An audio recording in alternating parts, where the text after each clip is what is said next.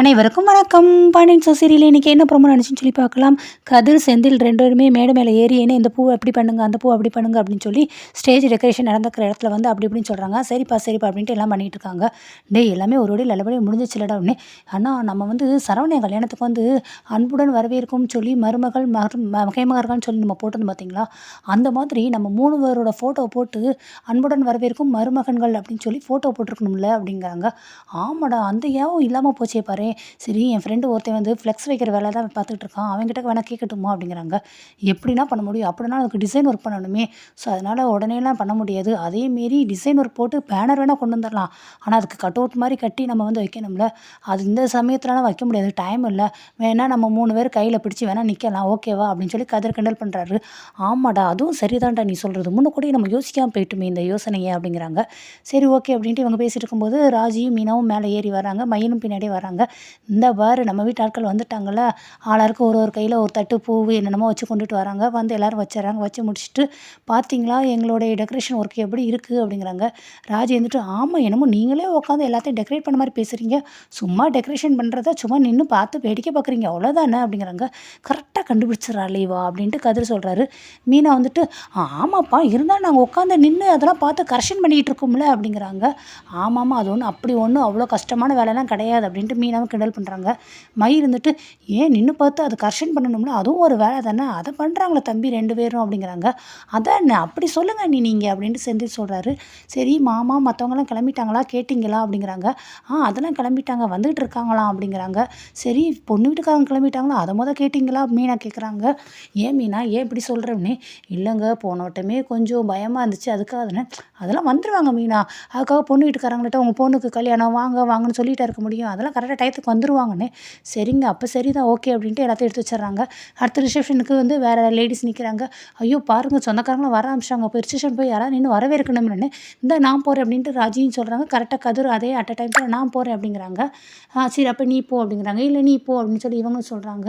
பரவாயில்ல 2 பேரும் ஒன்போல போங்களே, தம்பதிகளோடு உட்காந்து நின்று எல்லாரும் வரவேற்ற நல்லது தானே அப்படின்னு மீனா சொல்கிறாங்க. ஐயோ மீனா அது இப்படி சொல்லணுன்ட்டு இவர் ஒரு கரெக்ஷன் சொல்கிறாரு. சரி எல்லாம் ஓகே தான், என்னமோ இவர் மட்டும் ரொம்ப கரெக்ட் மாதிரி உட்காந்து இவர் கரெக்ஷன் பண்ணிகிட்டு இருக்காரு, என்ன போங்க நீங்கள் 2 பேரும் போங்க அப்படிங்கிறாங்க. சரி ராஜு கதிர் 2 பேரும் போகிறாங்க. இனிமேல் நாங்கள் பார்த்துக்குறோம், நீங்கள் போங்க அப்படின்ட்டு அந்த 2 லேடிஸையும் விரட்டி விட்டு வரவங்களா வாங்க வணக்கம் நல்லா இருக்கீங்களா, பிள்ளைகளை கூட்டிகிட்டு வந்திருக்கலாமே அப்படின்ட்டு ராஜு கேட்குறாங்க. இல்லை பிள்ளைகளுக்கு ஒரு வேலை இருந்துச்சு, படிக்க வேண்டியது அதனால் கூட்டிகிட்டு வரல, நாங்கள் மட்டும் வந்தோம் அப்படிங்கிறாங்க. பரவாயில்லையே, இவங்க உனக்கு தெரியுமா, இவங்க பிள்ளைகளாம் விசாரிக்கிற அப்படின்ட்டு கதிர் கேட்குறாரு. யாருக்கு தெரியும், வரவங்க எல்லாருக்கிட்டே அப்படி கேட்க வேண்டியதான் அப்படின்ட்டு திருப்பி 2 பேர் வரும்போது அவங்களே வாங்க வருது. பயங்கரமான கேடியான ஆளாக தான் இருக்கா இவா அப்படின்ட்டு கதிர் வந்து ராஜியை பார்த்து கிண்டல் பண்ணிக்கிறாங்க. அடுத்து அரசி ஃபோன் பண்ணுறாங்க. வாசல் வரைக்கும் வந்துக்கிட்டோம், வெளியே வந்துட்டு நிற்கிறோம் அப்படிங்கிறாங்க. அந்த வந்துட்டோமா அப்படின்ட்டு செந்தில் வந்து மயில் மீனா இவங்களெல்லாம் சொல்லிவிட்டு அடுத்து ராஜி எல்லோரும் போகிறாங்க. போய் எல்லாம் வரவேற்கிறாங்க. மாப்பிள்ளை உள்ளே வந்த உடனே மாப்பிள்ளையோட தலையில் பூ வந்து விழுகிற மாதிரி 3 மருமகமார்களும் செட் பண்ணியிருக்காங்க. சூப்பர் பிளானுடா, இது நல்லா இருக்குடா அப்படின்னு சொல்லி எல்லோரும் உடனே கை தட்டுறாங்க. அதுக்கடுத்து மீனா சொல்கிறாங்க, பரவாயில்லையே 3 மருமகமார்களும் உங்கள் முகத்தில் வந்து ப்ளீச்சிங் பவுடர் அது இதுன்னு போட்டு ஃபேஷியல் பண்ணி விட்டு நல்ல பளபளன்னு டைல்ஸ்கள் மாதிரி பளபளக்கிறீங்க சித்தப்பா அப்படிங்கிறாங்க. சரிம்மா சரிம்மா அப்படின்ட்டு இவர் வைக்கப்படுறாரு. அடுத்து வாங்க சித்தப்பா வாங்க அப்படின்ட்டு ராஜீவ் கதிரும் வெல்கம் பண்ணுறாங்க. சரிம்மா வந்துட்டேம்மா அப்படிங்கிறாங்க. இப்போ நீமேல் பாருங்கள், இன்னும் எங்களுடைய மேக்கப் இருக்குது பாருங்கள் அப்படின்ட்டு செந்து சொல்கிறாரு. போடா இன்னுமும்மா அப்படிங்கிறாங்க. ஆமாம், இனிமேல் தான் மெயினான ஃபைனல் டச்சே இருக்குது அப்படின்ட்டு அவங்கள கூட்டிகிட்டு போகிறாங்க. சரி நீங்கள் உள்ளே கூட்டிகிட்டு போங்க அப்படின்ட்டு அதுக்கடுத்து பாண்டியனும் கோமதியும் அந்த ரிசப்ஷன் நிற்கிறாங்க. ஆனால் அவங்களுடைய அண்ணனோட அவங்க ஒய்ஃபும் 2 பேருமே வராங்க. இங்கே பாரு அண்ணனும் சொந்தத்தில் அக்காவும் மச்சானும் வராங்க அப்படிங்கிறாங்க. வாங்க நீ வாங்கண்ணே அப்படின்ட்டு 2 பேரும் வர வைக்கிறாங்க. இவரும் பாண்டியனும் வர வைக்கிறாரு. இப்போ தான் மொத என் சொந்தம்னு சொல்லி 2 பேர் நீங்கள் வந்திருக்கீங்க அப்படிங்கிறாங்க. பரவாயில்ல மாப்பிள்ளை, அதை பற்றி எதுவும் நினைக்காது, இனிமேல் உன்னோட சொந்தத்தில்னு சொல்லி எல்லா ஃபங்க்ஷனுக்கும் எல்லா வீட்டு விசேஷத்துக்கும் நாங்கள் கண்டிப்பாக வர்றோம் அப்படிங்கிறாங்க. ரொம்ப சந்தோஷம், வாங்க மச்சான் வாங்க அப்படின்ட்டு உள்ளே கூப்பிட்டு வரவேற்றுறாங்க.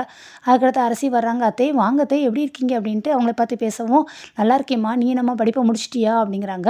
அப்படின்னு பார்த்தா எனக்கு அடுத்த வருஷத்துலேயே படிப்பு முடிஞ்சிடும், இன்னும் 1 வருஷம் தான் இருக்குது. ஆனால் அப்பா கலெக்டருக்கு படிக்க சொல்லியிருக்காங்களா, அதுக்கெலாம் பரீட்சை எழுதிக்கிட்டே இருக்கணும், ரொம்ப படிச்சுக்கிட்டே இருக்கணும். அப்படியா, நல்ல விஷயம் தானம்மா, பொம்பளை பிள்ளை படித்தா நல்லது தானே அப்படிங்கிறாங்க. மீனாவும் மயில் பார்த்துட்டு அரசி உருட்டு நல்லா உருட்டு, ஓகேன்னு. என்ன நீ நான் படிக்க தானே செய்வேன் அப்படிங்கிறாங்க. ஆமாம் உருட்டு அப்படின்னு மீனா வந்து கிண்டல் பண்ணுறாங்க. பொம்பளை பிள்ளை படிக்கிறது நல்லது தானம்மா, நீ படிமா அப்படிங்கிறாங்க. சரி அப்படின்ட்டு அரசியை பார்த்து அந்த லேடிக்கு வந்து ரொம்ப சந்தோஷமாக இருக்குது. கோமதிட்டு ஏன் கோமதி, ஓ மகா என்ன ராசி என்ன நட்சத்திரம் அப்படிங்கிறாங்க. அவங்க யோசிச்சுக்கிட்டே புனர்பூசம் அப்படின்னு ஏதோ சொல்கிறாங்க. ஓ அப்படியா, சரி சரி அப்படின்ட்டு அவங்க மைண்டுக்குள்ளேயே ஒரு திங்கிங் பண்ணுறாங்க. என்ன அப்படின்னா, அவங்களுக்கு ஒரு பையன் இருக்குது. அந்த பையன் வந்து படித்து முடிச்சுட்டு வேலை பார்க்குறான். ஸோ அந்த பையனுக்கும் அரசிக்கும் மேரேஜ் பண்ணலாமா அப்படின்னு சொல்லி இவங்க மைண்டில் ஒரு செட் ஓடிக்கிட்டு இருக்குது. ஓகே அப்படின்ட்டு அடுத்து மற்றவங்க எல்லாத்தையும் வர வைக்கிறாங்க. அடுத்து கோமதி வந்துட்டு, ஐயோ இன்னும் பொண்ணு வீட்டுக்காரங்களை காணுமே, ஐயோ என்னாச்சோ ஏதாச்சோன்னு கோமதிக்கு ஒரு பக்கு பக்குன்னு இருக்குது. அடுத்து பாண்டியன் கிட்டக்க போய் கேட்குறாங்க, ஏங்க பொண்ணு வீட்டுக்காரங்களுக்கு ஃபோன் போட்டிங்களா, வர்றாங்களான்னு.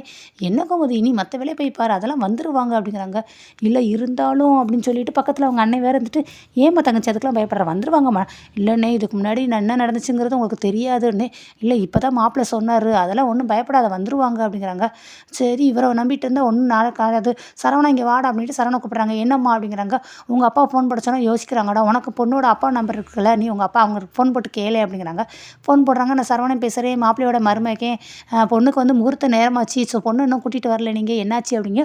இந்த கோயிலுக்கு தான் வந்துகிட்டு இருக்கோம் அப்படிங்கிறாங்க. சரி அப்படியே வாங்க வாங்க அப்படிங்க. அம்மா இந்த பக்கத்தில் வந்துட்டுன்னு சொல்லி சொன்னாங்கம்மான்னு சரவணன் சொல்கிறாரு. அப்பாடா இப்போ தானே கொஞ்சம் நிம்மதியாக இருக்குது, சரிடா நீ போய் உன் வேலையை பாரு அப்படிங்கிறாங்க. பாத்தியா கோமதி அதெல்லாம் வந்துருவாங்க, நான் நம்ம குடும்ப சூழ்நிலை வீட்டு சூழ்நிலை எல்லாத்தையும் உங்கள் அண்ணன் பற்றி எல்லாத்தையும் சொல்லி தானே இந்த கல்யாணத்துக்கே நான் சம்மதிக்க வச்சுருக்கேன் அப்படிங்கிறாங்க. கரெக்டு தாங்க, இருந்தாலும் நம்மளும் ஒரு ஜாக்கிரதையாக இருந்துக்கணும்ல, நல்லா கவனமாக இருந்தால் நல்லது தானே அப்படிங்கிறாங்க. சரி அப்படிங்கிறாங்க. அந்த பாரு பொண்ணு வீட்டுக்காரங்க சொந்தக்காரங்களாம் வர்றாங்க, பொண்ணு சொந்தக்காரங்களாம் வந்துட்டாங்க தானே அப்படின்னு சொல்லி பாண்டியன் சொல்லுவோம். சொந்தக்காரங்க வராங்க, பொண்ணு வீட்டுக்காரங்க வராங்க, அதுக்காக தான் இவ்வளோ பயப்படுறேன், வந்தால் சரி அப்படின்னு சொல்லிட்டு இவங்களும் வேலையை பார்க்க போயிடுறாங்க. அடுத்து பொண்ணு வீட்டுக்காரங்க எல்லாம் வந்துடுறாங்க. அப்போ வந்து வாங்க வாங்க அப்படின்னு சொல்லிட்டு அவங்க எல்லாத்தையும் வர வைத்துட்டு, நம்ம கோமதி வந்து நல்லா இருக்கியாம்மான்னு, நல்லா இருக்கேன் அவ்வளோதான் பேசுகிறாங்க. இதுதான் பொண்ணு, நம்ம பழனியை கல்யாணம் பண்ணிக்கிறோம். ஓ அப்படியா, முகலட்சணம் நல்லா இருக்கா அப்படிங்கிறாங்க. சரிம்மா நீ உள்ளே போய் உட்காரு அப்படிங்கிறாங்க.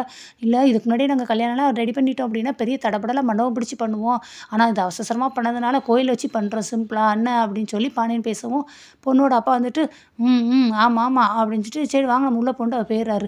என்ன கோமதி நம்ம பேசுனதுக்கு சரியாக மூஞ்சி கொடுத்து பதில் பேசாமல் அவங்களாட்டி உள்ளே போயிடுறாங்க அப்படிங்கிறாங்க. ஆமாங்க என்னன்னு தெரியலையேன்னு கோமதி யோசிக்கிறாங்க. பக்கத்தில் அவங்க அண்ணன் இருந்துக்கிட்டு, அதெல்லாம் ஒன்றும் இல்லை மாப்பிள்ளை, அவங்க வந்து பொண்ணு வீட்டுக்காரங்கள டென்ஷனில் இருப்பாங்க, எல்லாருக்கும் உண்டானது தானே அப்படிங்கிறாங்க. ஆமாம்மா எங்களுக்கு கூட குயிலி கல்யாணத்துக்கு நானும் கோமதி எப்பா எவ்வளோ டென்ஷனாக இருந்தோம் தெரியுமா அப்படிங்கிறாங்க. ஆமாம் உங்கள் பொண்ணு குயிலி எங்கே வரலையான்னு கேட்குறாங்க. அதை ஏன் கேட்குறீங்க, அவர் மாப்பிள்ளைக்கு வெளியூரில் போய் ஒரு வேலைன்னு சொல்லி அவசரமாக போயிருக்காரு.